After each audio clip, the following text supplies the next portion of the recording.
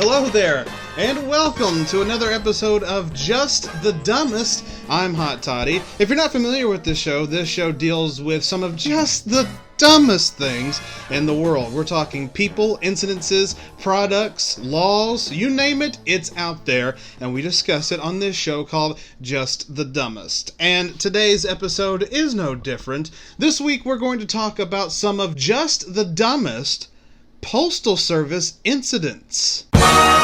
Now, I want to make it clear that we're not talking about Postal Service incidents in terms of the Postal Service doing something wrong. They are as stressed as humanly possible right now. Shout out to all Postal Service workers because they're trying desperately to make things work, and in this atmosphere, it's not easy, especially after what happened during the 2020 election when some misinformation caused some issues. I'm not getting political here, but it's the truth. The whole thing went haywire, and so the Postal Service has been kind of suffering over the last few months. And that's why it's so weird that people are making it worse. And that's what this episode of Just the Dumbest is about. People making it worse. Like these two women who brutally attacked a postal worker. Why? Because their stimulus checks were late. Yes, of course, this takes place during the pandemic. Yeah, this postal worker was attacked in broad daylight. And the whole point of their attack was because of the fact that the stimulus checks hadn't come in yet. It's not the post office's fault. They're trying to get them in as fast as they can. Again, this takes place during the pandemic. Why am I talking like it's present time? Do you know why? I don't know. Who are you? But anyway, the point is, these people went ape crazy just because their stimulus checks weren't in. Folks, give it a rest. The post office is doing the best they can. Stop attacking them. But if you really are upset, then you need to blame the government, because it was the government who said, hey, post office, slow your roll. If you can't get stuff out on time, then don't give it to them at all. And that's your government hard at work. And I'd like to add, this is pre-2021. That's all I'm saying. I'm not getting political. I'm Hot Toddy, and I approve this message. This next story comes from Superfuzz Productions' own DJ Pork from the Smokin' Hot Toddcast and sister show Smells Like 90s Rock, not under the Superfuzz Productions banner.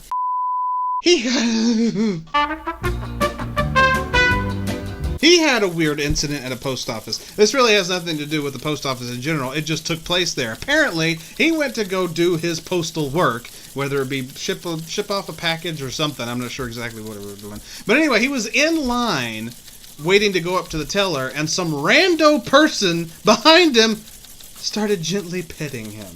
Now, you should know, if you don't know, DJ Pork has long hair. I'm not going to put his picture up here because he didn't yank you with his picture. But just know that he has long, flowing hair. And the person behind him started petting it and telling him, oh, your hair is so beautiful. It's so nice. And he's like, I didn't. Very uncomfortable, obviously. And even after the encounter, she asked, I didn't make you mad, did I? He's like, nope, sure didn't. And just hoped and prayed that this would end eventually. And it did, but that is one awkward encounter to have at the post office. Really not just at the post office, but anywhere in God's green earth. This next list of weird incidences is actually a thread on Reddit. It's actual conversations that postal workers have had with dumbass customers.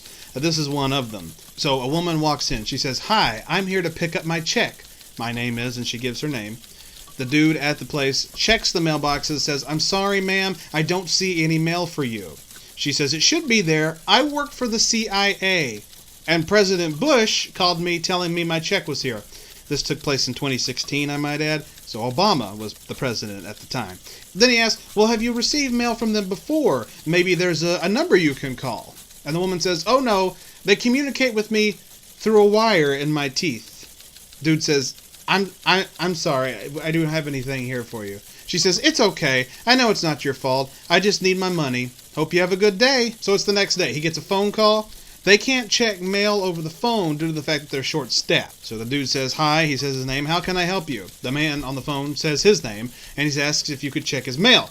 The dude says, I'm sorry, can't check your mail, we're short-staffed, blah, blah, blah, come to the office. He says, I work full-time, I don't have time to stand in line, and calls this person the R word for someone who is of special needs. Shocked, the person at the post office said, sir, we don't use that kind of language here. And the man says, well, I think you're the R word working with them. Click. Folks, I don't think I need to say this enough. The post office and the postal service is doing the best they can. Even in 2016, this is extremely unacceptable. But that gives you an idea of some of the stupid asses that think they are entitled. As for the original woman that walked in with the wire in her teeth, you feel bad for the mentally ill. You really do. Not much to say about that, but I hope that woman eventually got some help. Here's another weird incident. It took place between two customers. The antagonist of the story says, you going in? The person telling the story, the protagonist here, says, yeah, I'm next. Customer says, well, go on in.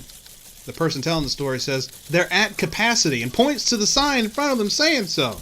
And the customer then says, just go in. Dude says, not yet. Turns away, right? And then this asshole says, if you're not going to go, I'm going to go in, and tries to jump in front of him in the line. And then the person telling the story says, you need to back the fuck up and wait your turn. Kindergartners can do it, so can you.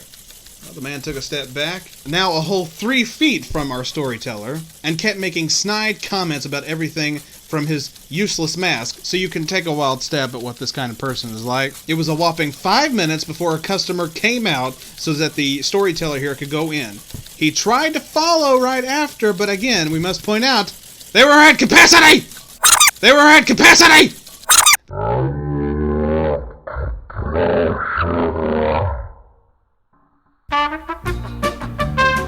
Here's someone with an identity crisis. This is the person telling the story. I'm going to now say person A, person telling the story. Person B, the antagonist of the story. Person A, thank you for calling the post office. How can I help you today?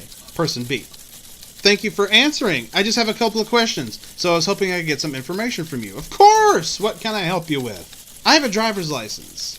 So what would you recommend? Sorry, recommend for... Oh, for identification.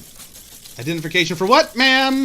The customer suddenly snaps, acting as if it should be the most obvious thing in the world, for opening a mailbox at your store. Oh my God. What forms of identification do I need to open a mailbox? The story does not continue because why would it? Because that's just about the dumbest thing that a person could do. And there you have it, some of the dumbest postal service incidents on Just the Dumbest. We'll see you real soon. Wait. My turn. I have a story. So, the company that I work at, we get our own mail guy who comes in every day, checks on us, see if we have something to ship out.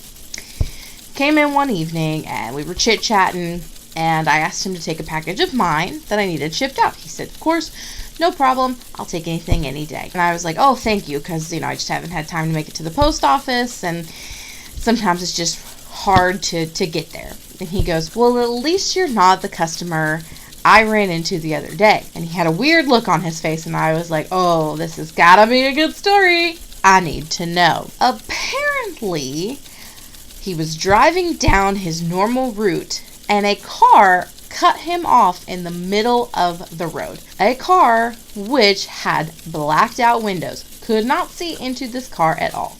So first off, I don't know about you, but if I were to see this, I'm like, oh God, it's going down. I'm going to get shot. Somebody's going to come out of here. I don't know what's going on. I don't know. I may die today. Door opens slowly, and all of a sudden, a little letter comes raising out of the door. No mass murderer there, at least I don't think so, but a little old lady who had flagged him down, well, really cut him off again. He came and got her mail before she could put it in the box. She stopped him in the middle of the road in a blacked out vehicle. WTF, man. And that's my dumb postal service story. And that's going to do us on this episode of Just the Dumbest. What? That's going to do us? Yeah. Isn't that what you said? That's going to do it. Well, what's wrong with saying do us versus do We're not having sex with them. Oh, God. And that's my dumb postal service story. And that's going to do it on this episode of Just the Dumbest. Make sure you like, comment, subscribe, and share this video. For Just the Dumbest, I'm Miss Pingrino. Good night.